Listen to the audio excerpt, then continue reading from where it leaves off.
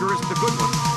Jeez! I had absolutely no idea what to do for Halloween this year. I mean, I had ideas, but those are only good if you commit to them. Originally, it was going to be about Maximo, but I wasn't feeling it after the first boss. Shadow Tower Abyss was a strong contender, but I'm still making my way through it, so that's a November video now. But then there I was, getting ready to rewatch Freeman's Mind for the 80th time, when this came on. In these trying times, wouldn't you like to do your part to make the world just a little bit safer? If you answered yes, then the Ghostbusters need you.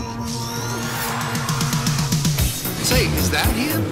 We're bringing back the classic Ghostbusters game, now in glorious HD resolution, so you'll see every spook. That's it! That's what I need to talk about. I can't believe I forgot about this game. Good news is I still have my PS3 copy, so I don't need to spend a single dime this Halloween. So yeah, as it turns out, my dad sold my copy of Ghostbusters, the video game, but I sure as shit can find The Wheelman starring Vin Diesel and Charlie and the fucking Chocolate Factory on the PS2. So I bought the remaster, and here we are. I still remember the first time I was introduced to Ghostbusters. Who are you gonna call? Someone else.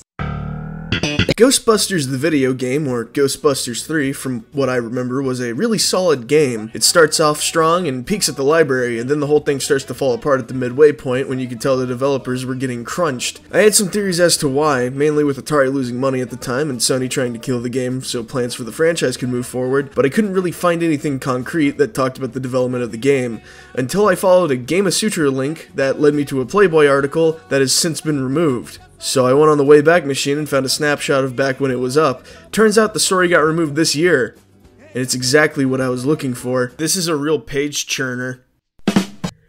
Finding it almost delayed the review, because by the time I found it, the script was done. Originally, I meant for this to be similar to the Road Rash 3D review, something that's light and easy, focused mainly on the gameplay and what works for me about it, having a few yucks at the game's expense, all that good shit.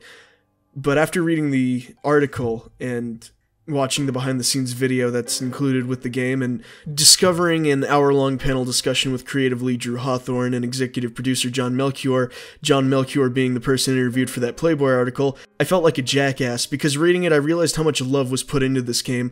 This wasn't one of those, we made it for the fans, situations where the word fans can be replaced with corporate interests. I know this game wasn't developed in the dark ages we're living in, I just wanted to bitch some more about Fallout first. No, this game was made by fans for a property literally no one had faith in at the time, and if we're being honest, a property people still have no faith in. Aside from a really dedicated fan base in the original two Ghostbusters, rest in peace Harold Ramis, I feel really bad about making Ramis the ghost jokes after seeing how sweet and kind he was to the team behind this game. This game shouldn't have existed, it should have died when Activision pulled the plug. But because of Dan and Ramis, the developers and the executives at Atari believing in this project, it somehow made its way to store shelves and underperformed, which is the biggest fucking tragedy. Because this game is good. It's not great, it's not a masterpiece, but it doesn't deserve what it doesn't deserve how it got treated, alright? This review is going to spoil everything from this point forward, so I'll put it like this. If you want a great game for the weekend, pick Ghostbusters up. It's out on every major console right now, and if you're fine with swallowing your integrity, it's super cheap on the Epic Store, which is the version that I'll be reviewing. So with all that said, we're going to jump back and forth between highly motivated Spicy, who recorded the script first thing in the morning, and post-research Spicy, who is very sorry for his rude behavior. Audio quality is going to fluctuate a lot as I correct and expand upon points I made in a video that was originally 15 minutes long, and we're going to explore the remaster's development and how they managed to get it running. Trust me, there's a reason why these cutscenes are so rough. So just bear with me, and hopefully this Halloween will be filled with more treats than tricks. Scooter? We need to go, let's roll. None of the Splash logos have audio. We're off to a good start. Well, at least the menu has sound. No multiplayer, but no one really bought the Ghostbusters game to bust with randoms. They bought it to bust with Peter. Or to bust on Peter. Man, I think busting makes me feel good. Anyway, I'll be playing this game on professional, because I'm one of those. I remember this game getting challenging in parts, but it's still a movie license game. How hard could it really be?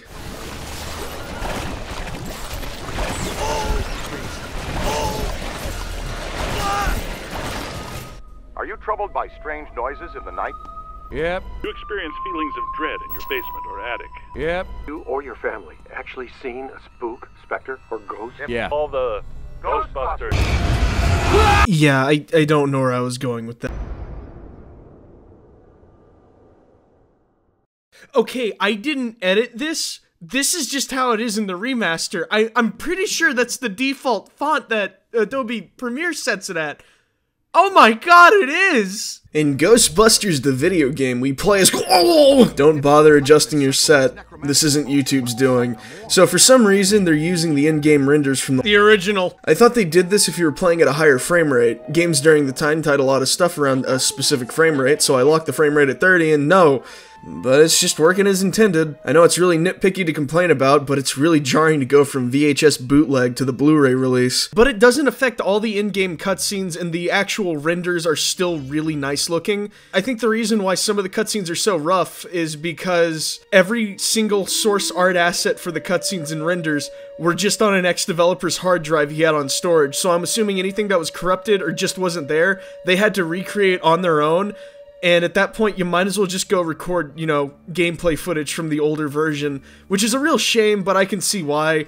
I mean, we already have Adobe default text. I don't think these guys really had the budget to go and remake art assets. We're playing as the Ghostbusters' new recruit, known as Recruit, getting hired on as an experimental intern to test out all the new experimental Ghostbusters equipment that will turn out to be shotgun, but a proton pack, missile, but a proton pack, and sniper rifle, but an unlicensed nuclear accelerator. I'm not knocking the game either. That is what happened. Dan Aykroyd asked one of the developers, as you do it, but Dan asked for, like, give me the class system for what a shooter is, and I will come up with the class system for how those work in Ghostbusters. Wow. So we sat with him, and Harold helped name them, because he's the science. So, like, if you guys don't know, Dan's a big believer in the paranormal.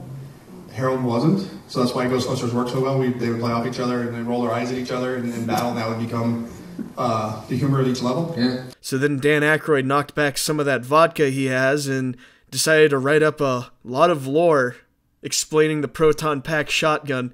Listen, Dan Aykroyd is, he's very invested in this stuff. Their masters plasma, and masters the plasma energy in the multiverse everywhere, and enables the operator to hold on to entities that would go back to the dimension they came from or vanish. They can't do it if once the slime cut. Hold the fucking phone. You can attach that to ghosts? All of this looks solid, this all looks solid, everything looks solid around us, but it's not solid at all. It's a seething mass of atoms. You know, you've got your nucleus and protons and electrons, and you've got your paths around the nucleus, and then what's in between those paths and the nucleus, but space, matter, the same dark space that's out in the universe that we see, you know, between the stars. And antimatter is a large part of what was created at the Big Bang. And in Ghostbusters, you know, we were able to use that and put it into the positive world in the service of, you know, cleaning out pesky spirits. Shit, guess I'm sterile now. Oh, and if you're wondering what Rook's talent is, it's the ability to dodge. You have no idea how valuable this button is. It's nice to hear the old cast bantering again. I'm not going to go that deep into the story because, well, it's Ghostbusters 3. It's funny, the old cast is great, and Harold Ramis, who's been memorialized in this game, is still great as Egon. We're introduced to our proton pack in the basement, and you can see that they went for the fucking Dead Space thing.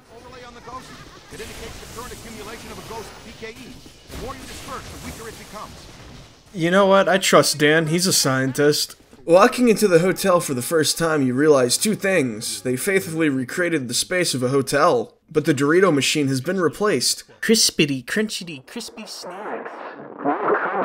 Oh, and everything else is a physics object. Because the entire game is designed around destruction, and without it, I honestly don't think this game would be as fun to play. You see this nice hotel lobby? Everything is perfect. The wallpaper is still attached. The floors aren't wrecked.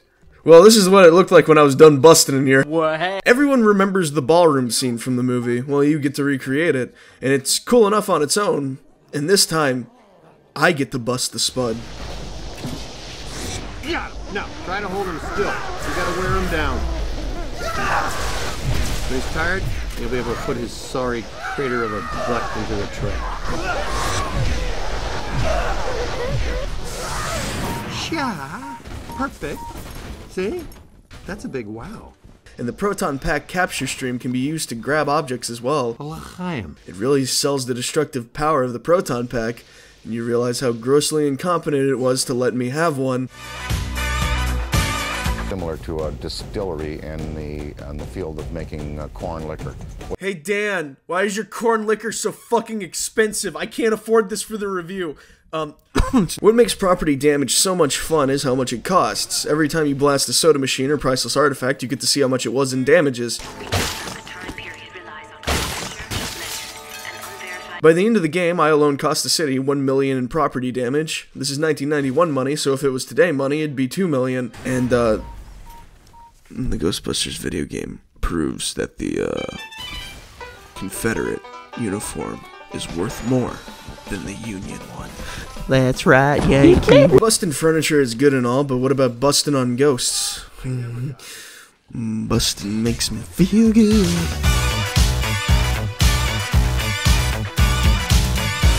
Sorry, due to crunch time, the montage has been cancelled. Come back next Halloween. Yeah. After some nautical nonsense, which isn't something I wished for, we fight Stay Puft. It's another good level. You get to use the ghost vacuum from the NES game. Ghostbusters! And it's where you're going to learn that the most dangerous thing in this game isn't the ghosts, it's what they can throw at you. Hindenburg, the opera. Wasn't that show shut down when the stage caught fire and killed the cast?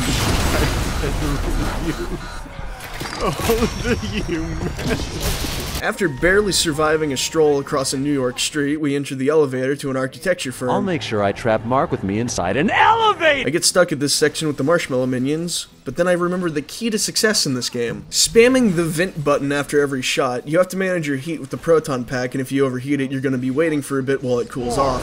Get it? I'm funny too, you know. Unprofessional, that's a death sentence. The fight with Stay Puft is all spectacle. Don't get me wrong, it's a fun set piece, and making s'mores never gets old. But there's just 3 waves of easy-to-blast enemies, and we're back at the firehouse. It's a lot more haunted than usual, probably because of all the cursed artifacts we found. They're collectibles, they come with quirky backstories, unless the writer was drinking that day. They remind me of Series 1 SCPs, just weird objects that we don't know why they just are. So instead of putting them in containment, we put them on display. My favorite has to be the Calendar of Doom because— Fuck, they're back! Oh, hi. The New York City Library is the peak of this game. It starts off with a mini-boss, but it's okay, because you're given a new toy to play with and you're just itching to use it on something. So here's a pissed-off mass of Webster dictionaries, and every time you blast it, books go flying everywhere. After that, the entire pace of the level changes from being very loud and bombastic to being quiet. You see the Grey Lady, and from then on, it's a slow burn.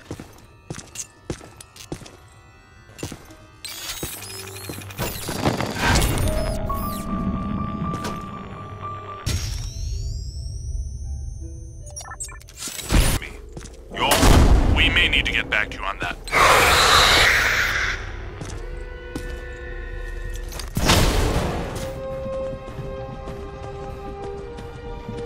Spooky. Then you meet up with Ray and fight Crusto, then the next area has you shotgunning what will become the most common enemy in this game. Tss, don't I know it. I'll get into the enemy variety more with the museum, but for now, the book skeletons are a welcome change from the usual bustin'. You blast them and they ragdoll into everything and explode into paper. It's fun. It's satisfying. Then you get to the children's library. It's children. This part was a lot scarier when I was 10, but I recognize the stock sounds now. I found books getting stacked behind me when I wasn't looking much scarier.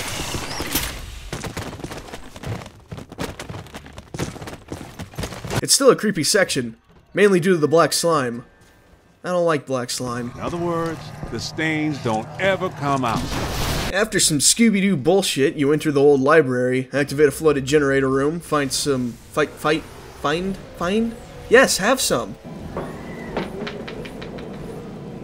I am the Keymaster. Fight some golems, and then you're in the ghost dimension. Yeah. Yeah, this ain't normal. The bosses in this game are a joke. The first 2 involve you sliming them, and then you either treat them like a normal ghost, or you play grab-ass through slipgates. After that, the game reveals that there are 3 more bosses to beat, and then you're done. The museum is the next level, and it's where the game starts to fall apart for me. It has to do with the enemies and the difficulty I'm playing on. So museums are full of mannequins, right? Guess what the primary enemy of this section is? That's right. Dudes with glowing particle effects around them that throw shit at you. And it's not just a handful of them either. This game wasn't built for encounters like this because this isn't a cover shooter. I'm having to press my ass against the wall to avoid all this shit flying at me. So instead of running around and destroying priceless antiquities with my bustin' stream, I'm having to be a corner camping asshole to stay alive, especially with the AI shitting the bed. Now I know what you're thinking. Why don't you just play on an easier difficulty? Back off, man. I'm a scientist. It's not like the enemy type is unfun to fight. I like how they die, but there's just so many variants of glowing New Yorkers, and the best way to deal with them is always the shotgun. The first 2 levels had a good variety of ghosts, so what happened? Maybe it had to do with the budget? Because there was a ton of concept art for ghosts that never made the final cut, including child hit by car ghost. Stats don't lie, I only busted 64 ghosts in my entire playthrough. Other than that, there's a gargoyle enemy that you just slam, the giant enemies which ask you to use your gadget, and the main proton beam to rip its head off.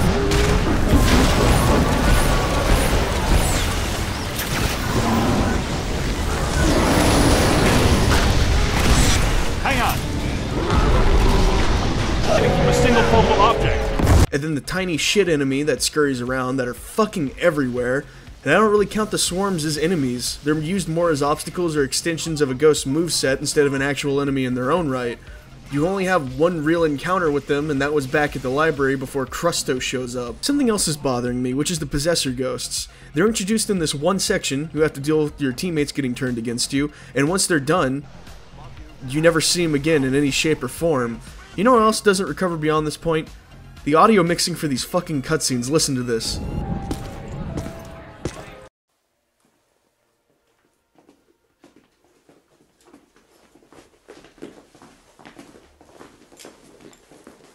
No, no, no! I want the Ghostbusters ejected from this facility immediately! Where's his honor, Pecker? The mayor? Boys?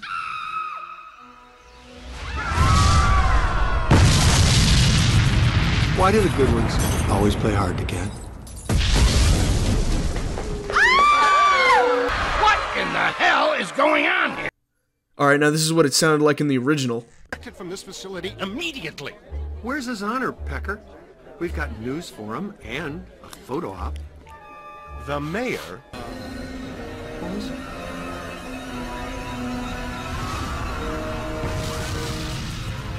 Why do the good ones always play hard to get? Once the museum is cleared, you enter Silent Hill for a bit, and while this looks really impressive, I wish that the sewer level was this. Look at this. It just looks cool. And then you defeat another piss-easy boss and you're back off to the Hotel Sedgwick. See, what I remember was the Spider Queen. I remember her being a really creepy section. What I don't remember was the chef they teased in the first level being the hardest fucking boss in this game. I'm getting styled on by the asshole from Pizza Frenzy. Okay, here they come!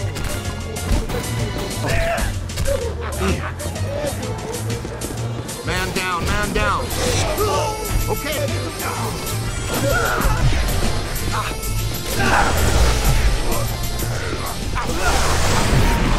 Over here! Alright, finally the Spider Queen. And she's easy. Blast it!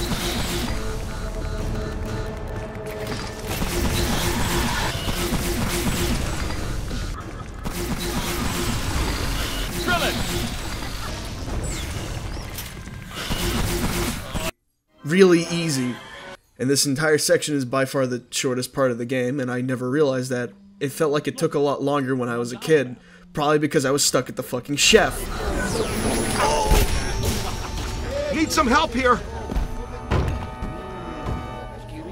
Well, I like the art direction here. Look, it's the Statue of Liberty. Yeah, this is a spooky castle. Well, this looks like it should be a funkin' sewer level? Really? Well, at least I found my new favorite cursed artifact. Finally, the last level. I'm sorry for breezing past all this, but the game does as well. See, me and Terminal Reality had one thing in common. A deadline. Hey, Bill Murray is repeating his lines here, so I can finally bring that up. Ow! That was ow there! That was ow there! there. So if you're wondering why Captain Knuckles is here, it's because he's Bill Murray's brother. They brought him on board for the sole reason of getting Bill on the project, since Bill doesn't have any normal way of contacting him. You have to go through his lawyer. Anywho, the reason why Wolf is repeating his lines is because he showed up in New York months after everyone else did their lines, and he said he'd only record for 2 days. They only got him to do half of his written dialogue, with Dan, Ernie, and Harold coming back to record even more lines left by Bill Murray's early departure, and at no extra charge, I might add. Really, the only thing I learned about the development for this game is that Dan Aykroyd and Ramis really loved the property and did everything they could to make sure this game got made. Honestly, without them, I highly doubt we would have gotten to play it. No, and you did the video game. The video game was kind of wild. fun. Graveyards are neat. This one's full of zombies, and somehow it's one of the worst gauntlets in this game, where the pathways are so narrow I don't know how you're expected to survive this on hard. I keep dying, please stop. And then you get to this part with the cherubs. Fuck this part, fuck everything about this part, and fuck cherubs. I don't even know how I beat it. Wait, what did he say? Doing anything to them. Tether them and smash them into something. 12 o'clock eye. They're too well protected. Our energy streams aren't going to hurt them. Peter, go kick one. The only hope we have is to stay alive. Kamikaze angel. Man, I'm going back to Sunday school. The particle throwers aren't doing anything to them. Tether them and smash them into something. 12 o'clock eye. They're too well protected. Our energy streams aren't going to hurt them. Peter, go kick one. The only hope we have is to stay alive and keep them away from the Ecto. I wholeheartedly agree with Rick. More precisely, they're little stone angels capable... Yeah, no, fuck it. Horrible part. Still garbage. And then I get stuck here. I get soft-locked because Ernie doesn't know how to drive. Oh no. Oh no. I swear to fucking God if I just got soft-locked. And then, okay. Listen, that part was harder than the final boss. And then we have one last wave of ghoulies to defeat, and then we fight 2 giants, and it's a fun fight. Shame I can't say the same thing for the final boss. Hey, I recognize those stock sound effects.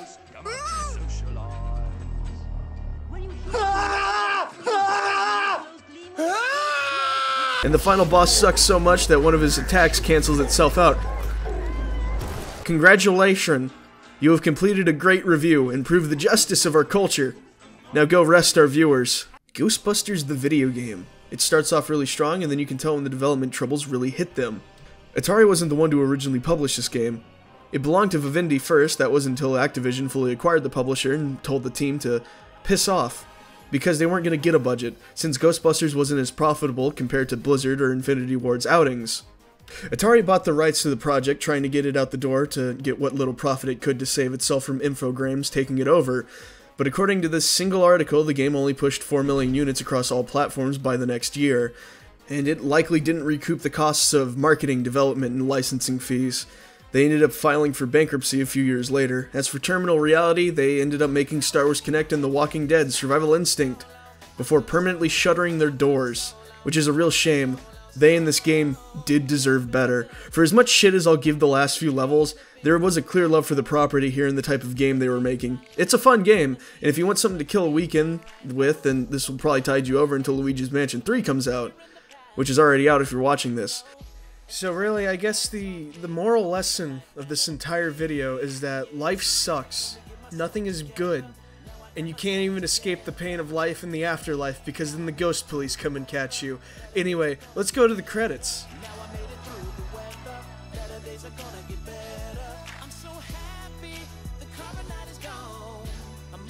Hey, good news is this might come out on Halloween. I don't know how long it's going to take to render, but I'm hoping it's quick. If not, at least I'm fashionably late by like 1 day instead of a month or more. Anyway, Way of the Samurai 4 is next on the review list, but I want to do Warrior's Mind first because I've been sitting on it for like 2 months now and I want to do something with it already. And yeah, so for the review, I feel like I might have been a little bit too hard on the game. I really do love this game, and I will like stream it when I have time. Maybe next week or sometime this weekend. I have no idea. But yeah, stay tuned for that. I'm not going to uninstall the game right away. I do want to play it. again for you guys with the New Game Plus stuff, which is just the gold proton pack and the gray jumpsuit from Ghostbusters 2. So yeah, hopefully you enjoyed the review. Have a happy Halloween, and if it's November, then, well, we're extending Halloween into November, so have a happy Novemberween. Anyway, I'm out. Ah, Nipple Man, you finally come to face your destiny! Ah!